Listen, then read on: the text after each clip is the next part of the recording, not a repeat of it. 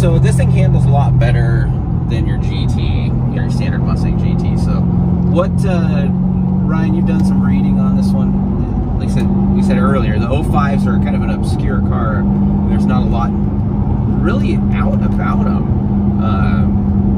So it's kind of weird. You hear a lot about, you know, Fox bodies, you know, Saleens, and then, you know, of course, Coyotes, the GT350s and 500s, but not a lot about these cars.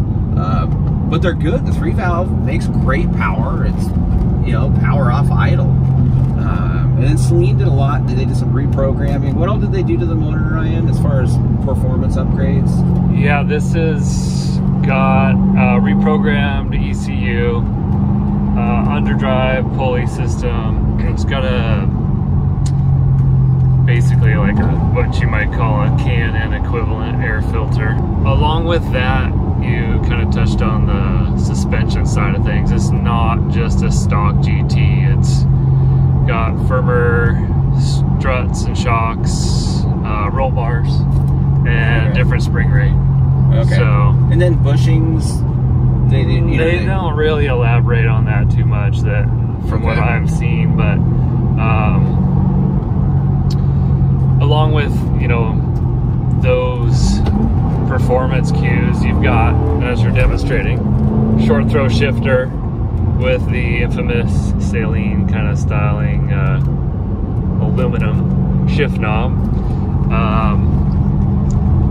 The ground effects on this are really cool, really unique, and to your point, Tim, it's not a car you hear a lot about, but I think it's kind of like I'd want to say kind of a hidden little gem. I mean, there's only 945 of these coupes made, and this is 213 of 945. So you've got the limited production factor car.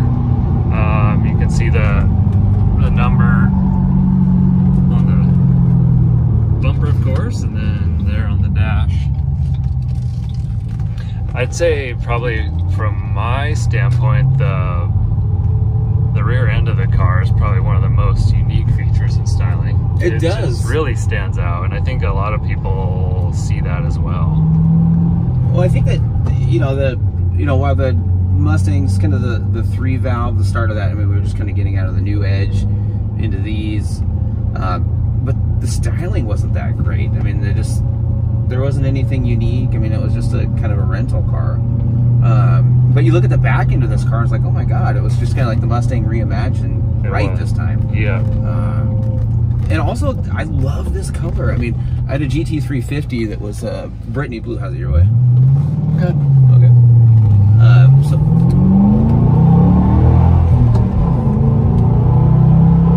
But just, I mean, that's quarter throttle. It feels good.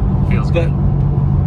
But anyway, the rear end of this car really made it. I mean, the front fascia looks good. The spats on the sides look good. The 20-inch wheels look good. It does, but it fits the color and the chrome. Yeah. So you'll notice as you sort through photos and some of the write-up, and as you look at the back end of the car, it has that. It's not the stock GT exhaust. It's not the stock GT rear, valance and wing and all that. It's completely unique and different. And stock, these came with a vacuum actuated exhaust bypass system, which frankly I'm not exactly sure I know how it worked, but it would engage at a certain pressure vacuum wise and give you the bark that it has. This one's been modified, as most have, as I've read, to bypass that system and give it the bark full time. So, yeah. And it sounds right. It sounds good. It's never loud. I mean, it's just... There's no drone. No, that's a good thing, too. There's no drone. But it sounds really unique, especially out the back. This has like a center exit exhaust like the 69 and 70 GT, 350s and 500s. Exactly. So it sounds really unique. I mean, I think that Saleen took a decent car and made a really cool one out of it. Exactly. So you don't, like I say, nothing about this feels like a regular GT. Like the corner, the car isn't wallowing. you know, I have an earlier Fox. The funny thing is this car's 213, my car's 212. It was a funny deal buying it. We bought this one. This is the second Mustang we bought from this family. A gentleman who had it, just they needed to sell it, just kind of clear estate issues. But this was his baby. He just couldn't drive it anymore. So, car's been really well taken care of. You know, a good story. We've got documentation too, because he spent money on it, and there was records beforehand. And the good thing with Saleen, you can get like a certificate of authenticity. You can get the original window sticker reprinted from Saleen. So there's documents available that you can get that are just nice to have with it. Unfortunately, we didn't get anything with it. But those are different things you can get. It's just fun, part of owning something that's, you know, unique and collectible. Yeah, and continuing on with that, you've got, in addition to some of the performance cues and styling on the exterior, you've got the black leather trimmed in the Saleen logo, front and rear, and the Saleen, you know, dash there it's got the styling cues that are a little bit different than a stock GT. Steering wheel says Saleen. Just a few cues to set it apart from once again a standard GT.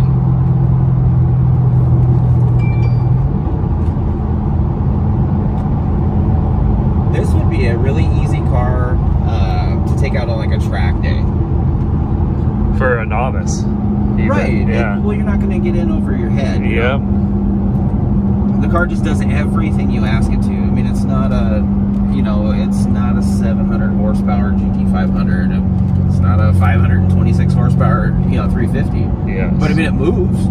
It does. I mean, it gets out of its own way. Especially too, is it doesn't seem to lose traction like you do in some of the other cars, where, you know, you just lays down all the power. So for the most part, if you're out on, you know, taking off, it's probably faster than my car because I can't get any traction. So,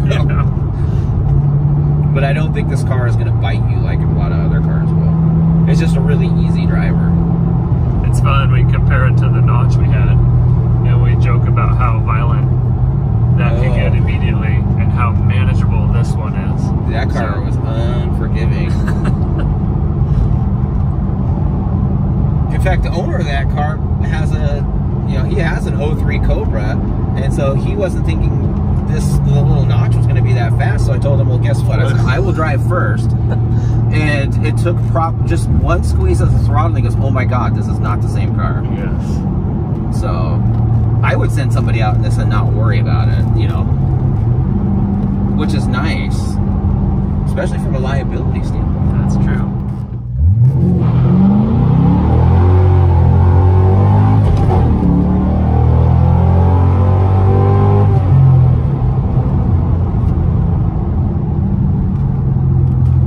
Pretty respectable. Yeah, no, that feels good.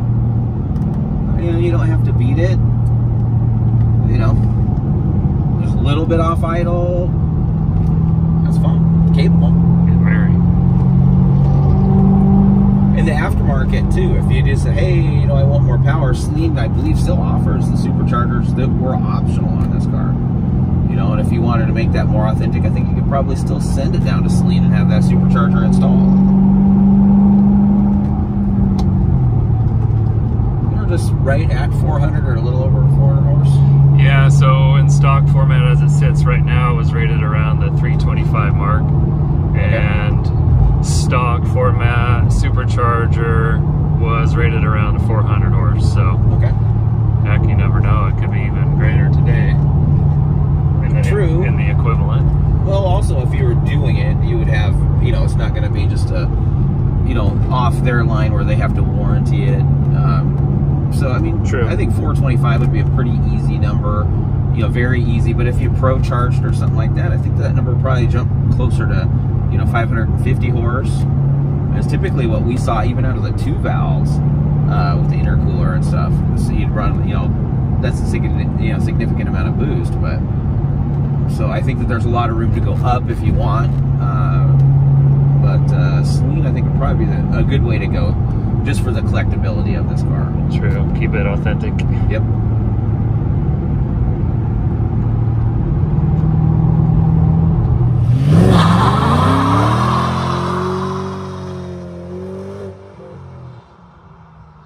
Hey, thanks everyone for coming along on the test drive with us in this 2005 Saleen.